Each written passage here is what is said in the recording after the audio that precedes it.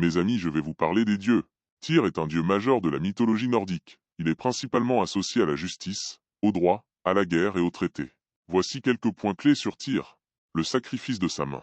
L'histoire la plus célèbre impliquant Tyr est celle où il sacrifie sa main droite pour lier le loup Fenrir. Les dieux savaient que Fenrir deviendrait une menace, et ils tentèrent de le lier avec diverses chaînes, mais ils les brisaient toutes. Finalement, les nains fabriquèrent une chaîne magique, Gleipnir, qui semblait légère mais était incassable. Fenrir ne fit confiance aux dieux qu'à la condition que l'un d'eux mette sa main dans sa gueule en guise de gage. Tyr fut le seul assez courageux pour le faire. Lorsque Fenrir réalisa qu'il était piégé, il arracha la main de Tyr. Ce sacrifice illustre la valeur du droit et de l'ordre pour les dieux, et la volonté de Tyr de payer le prix fort pour le bien commun.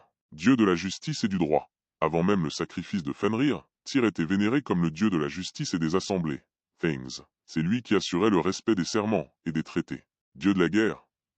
Bien qu'Odin soit souvent considéré comme le dieu principal de la guerre, Tyr était également invoqué par les guerriers pour sa bravoure et son sens de la justice dans le combat. On disait qu'il était présent sur le champ de bataille pour veiller à l'équité des combats. Fils d'Odin ou d'Ymir.